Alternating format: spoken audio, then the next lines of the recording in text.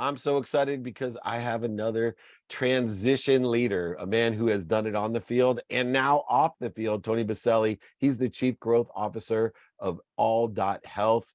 Welcome to the playbook, Tony. Oh, thanks for having me, David. Excited to be here.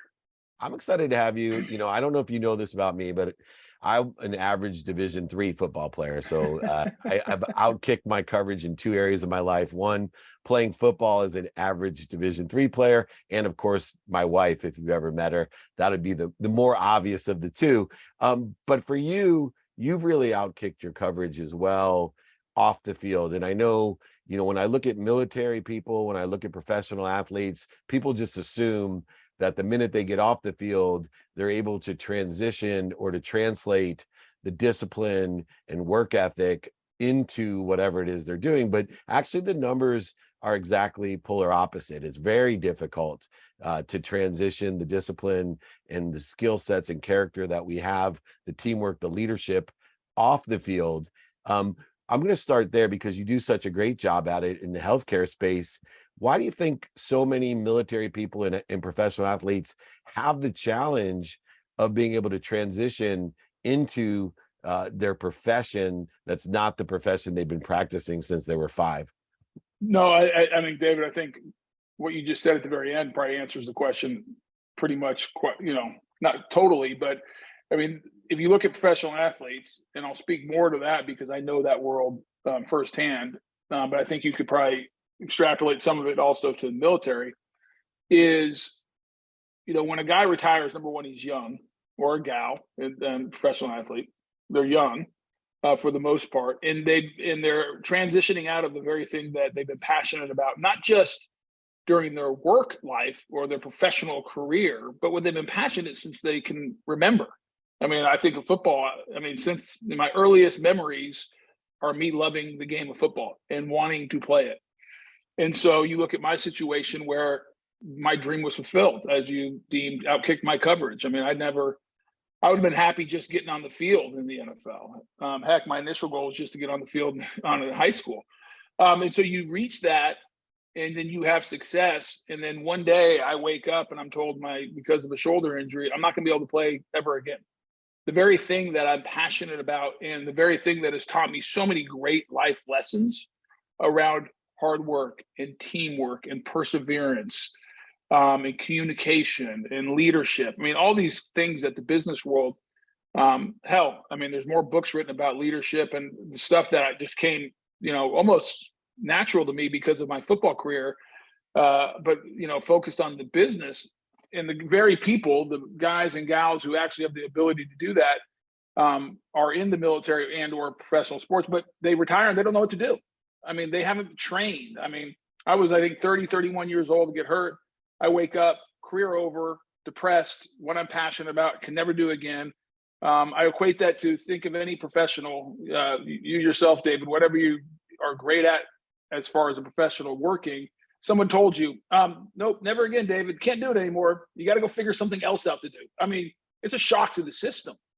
And a lot of times, people don't handle it very well, and it's because it's really, really hard.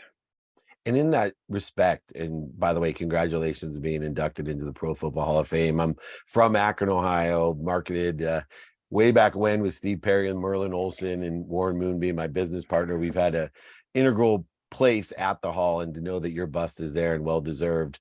But to that end, one of the other things I find fascinating, because I do coach a lot of entrepreneurial athletes and military. So I see a lot of similarities because I believe in the consistent, persistent pursuit of your potential and a lot of the same characteristics and attributes. But one other thing that is odd to me with military and professional athletes, they both have had coaches, right? But both their entire life.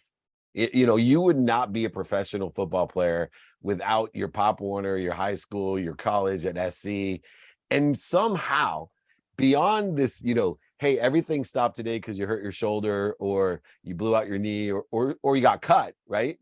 But then there's a resistance to, hey, why I'm going to buy these franchises. Why do you think I need a business coach, Dave? Or, a mindset coach or a family coach? Because, that is a new experience when you're not playing ball or you're home from the military every single day. you and I both know one of the biggest coaches you should have is a family, some sort of relationship coach to teach you how to be a part of your family when you're not traveling all the time and everything, is doing that. Why is there such a resistance in general to getting coached after you've been coached your whole life? Well, I think it's probably different for different aspects that you just talked about. I mean, I know when I'm very thankful. Number one, agree 100% with you. I would not be where I am without coaches. And actually, in my Hall of Fame speech, I highlighted that none of us get to the end without great people in our lives. And I had great coaches. And I think part of what makes guys so successful, the guys who are successful, is that we're used to structure. And we actually like that structure. And we understand that there's a kind of a chain of command. Like, hey, I'm good with being on a team, and I'm good with someone telling me what I need to do and what success looks like. And those are really positive characteristics that go into the work, whether you're the leader or you're one of the players or individuals underneath that leader. I was fortunate because of my faith that I had good life coaches through pastors in my life, so that when I did transition, I had someone helping me understand what it meant to be a husband and a father. Like being a professional athlete, when it was all about me and it was all about me being ready to go play at a high level, you have to be selfish at some level to be great like that. Now transitioning, I needed someone to help me to understand, hey, your wife needs this and your kids need this. And you can't treat them the way you treat your teammates in the locker room, because that doesn't work. They don't communicate that way. And so I was really fortunate. And I think, the NFL, I'll speak to that, tries to have transition coaches. A lot of times I think guys are hesitant to use it. I think there's a little bit of pride there. You're used to having a coach in football because that's just how it works. Now you're in life. Can you admit that you need help? That's hard for a lot of people. Can I admit I don't know how to be the best dad or father? Or, you know what? I don't know the intricacies of business, because if I admit that, is that going to put me in a lens of inferior, not being quite as good? So I think there's a lot of different reasons. And I also think sometimes, especially around professional athletes, they've been taken advantage of by consultants or people in their lives around business. And so I think guys are guarded. Who do they trust? How do you find that trusted advisor that's not looking out just for him or herself to line their pockets, but really have the best interest of the individual, whether it's an athlete or a member of our military, as they transition into the business? So, but I could not. I mean, again, I've been fortunate. Sometimes it was just dumb luck, building relationships. One thing I realized early when I retired is, what do I do well, and what assets do I have day one? And really what I understood, and it was the help of actually my mom, who has her PhD. She let me know, said, listen, you have a strong network. Like, lean into your network and develop the ability to communicate with that network. And so that whatever you end up selling, initially it's yourself, that you can sell into your network, and you can establish and leverage that to have success in whatever you're doing. And through that network, I met really good people, and that ended up being mentors for me on the business side.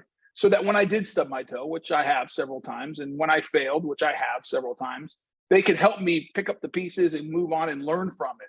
I mean, that's more important than anything, is what you learn from your failure and your success. But you have to have coaches to do that. So I've been really fortunate, and I think it's a key aspect for military is get the right people. I always think about it as my team. I was successful as a professional football player because I had a good team around me. I had good coaches, I had good teammates. And then if I even take down the offensive line, which I played, I had 5 guys that surrounded me that we were on the same page and helped me have success. So I think now, as I look forward and I look at opportunities and even in my current business in All Health, is a big part of me joining that team was looking at the teammates. Who are my teammates going to be? Do we have the right players in the right positions? And I would recommend that to anyone transitioning, like early, like go figure that out, even if it's a life coach, even if it's someone helping you with your marriage. Because if your marriage and your family isn't right, it's really hard to have success. Away from that, if you're going into an industry, go find someone who's already had success. Spend a little bit of money, and use the fact that you were a professional athlete or you were successful in the military. Because here's one thing I also learned: everyone wants to actually be around us too. because they can learn stuff from the characteristics and the skill sets we've developed as athletes and in the military that are very valuable in the business world. And so there's really a good symbiotic relationship that can develop if you find the right team. And you have found the right team with All Health, and for a higher purpose as well. A lot of people talk about, access to healthcare, but it's really difficult for wealthy people, to understand the importance of it, because the truth be known, wealthy people always have access to healthcare because they know it's a priority and a non-negotiable. But eventually, if we're not providing healthcare to everyone and giving access and affordable access, we all are going to be at a detrimental, position. For you, why did you get into this space, and what is All Health doing to help give access to quality healthcare? Yeah, it's a great question. So, I would actually argue, might disagree slightly, even with the rich people. It's hard for rich people to figure out healthcare in America. I mean, they have a better chance because of the resources, which is, by the way, should never be the case in healthcare. Like, just because of your bank account, you shouldn't have better care than someone who has less of a bank account, or where you live, or anything else. But I'll tell you, as somebody in healthcare who has great relationships, navigating my own family's healthcare, especially my parents, my dad who passed away last year, is really difficult. And not because people don't want to help, but trying to figure out who to talk to, get records, and I think it's even harder now because of the backlog from the pandemic. I mean, I have friends right now that have all the means in the world, but trying to get an appointment with their primary care or specialist and figure out how to, it's so hard. Now, take that all the way down to the other extreme. As you look at, some of the people, in this country who live in tough socioeconomic areas that, might come from a single parent family, working two jobs, like, are really good people, like, trying to make the right decisions. And now they have to navigate the same system with limited access. Just go do a search of healthcare in any city, and go where the higher, more affluent areas compared to the, tougher, whether it's inner city or rural areas that are tougher socioeconomics, and go do a search and just look at the number of opportunities and places to go. I mean, it's I've done it, and it's amazing. And so we have to figure out a way to create access that's equal to all, that everyone has a chance. There's some equity there that, hey, if you have an issue, like, we can help you navigate the system to get the right care at the right time. And we should be able to do that with technology. I think technology, for the most part, in a lot of areas, has failed healthcare. We have not seen it progress like we have in other areas, whether it's the financial or obviously social media and consumer and retail and everything else. So we've really seen that sprint ahead. In healthcare, it's been a little bit more bumpy. And I think what I'm excited about health at All Health is we've created a platform that can really knows how to engage the consumer and then help manage that consumer from end to end.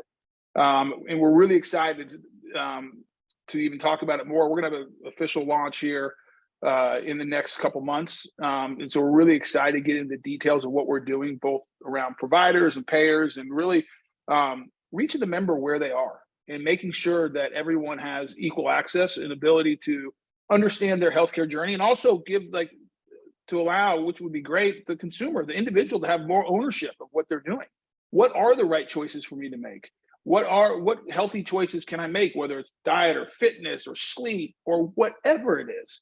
What are some of the social determinants around health that I understand so that I can live better in partnership with whoever my provider is, whoever's providing that. So I love the All Health team. It's why I joined it. Hossein Rahman, our founder and CEO, is a visionary and is top end around, consumerism, and taking all those learnings that he had and bring them to healthcare. So I'm really excited about partnering with him and the rest of our team to solve some of the big, sticky, tough areas. And I think our platform will do that and move the ball down the field and help individuals manage their own healthcare journey at a much more efficient, with better outcomes. And so we're really excited. And I think the pandemic as well, obviously, these hybrid approaches towards education, towards business, any industry has changed, and none more than because of the pandemic, the healthcare industry understanding we need a hybrid approach to have integrated monitoring platforms like All Health that allow us to save time and money for unnecessary visits that crowd the healthcare walls. because there's only so many beds, there's only so many appointment times, where with this hybrid remote and in-person type of care, and then the monitoring side of whether or not I need care, and we can go ahead and, whether you're a diabetic or, just some of the mass issues that exist that cost our healthcare system so much money for non-necessary or not being aware of these things. What are some of the features of the integrated monitoring platform with that hybrid approach that you see saving us or making us the most money in healthcare?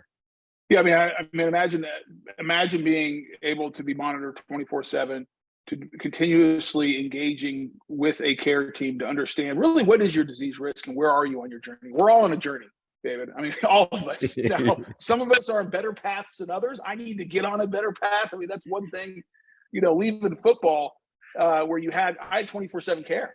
And I always had someone looking after me and telling me what to do to make sure I maintain optimal, level of output and live a great life. And so I'm passionate, like, why can't we do that for everyone? I mean, why not create a way to integrate pulling data off an individual and all the third-party data out there, and making it meaningful both to the individual, but connecting it back to a care team. I think that's the important thing.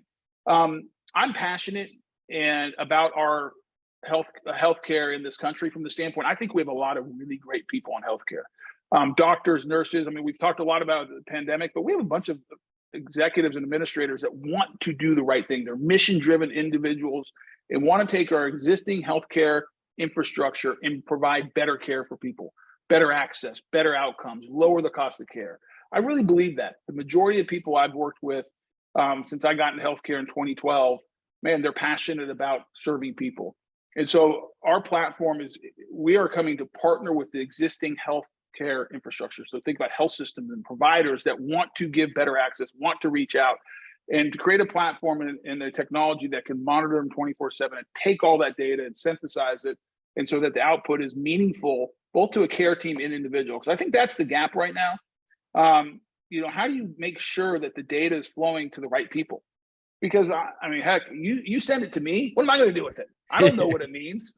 That was the great thing about being a professional athlete. Like, they had the data, they had the information. They tell me, give me the insights. And now we really want to do that for everybody. Give everyone that opportunity to have that kind of connection with a care team that's really helping them to make those right choices, to give them the nudges and the pushes and the information of how to live. And the technology's there, and we built a great platform. And we want to make sure it's available to everybody. Well, Tony, you're addressing the number one non-negotiable in my life, and I try to encourage others to put it as a priority, even before their family, their faith, and their finance, your health. And the reason is, if you're healthy, you get as many wishes a day as you want. When you're unhealthy, you only have one wish. All Health is providing many wishes to many people, non-determinative of where you live and how much you make. It's an extraordinary opportunity for people to address their number one non-negotiable of health. The Chief Growth Officer of All Health, the incredible Pro Football Hall of Famer. I love saying that. Me too. Trojan himself. He'll be there forever. Those busts, they talk at night, they say. We'll wonder what he's talking over with Marshall Falk and Warren Moon right now. Tony Boselli, thanks for joining me. This is Dave Meltzer with Entrepreneurs, the Playbook.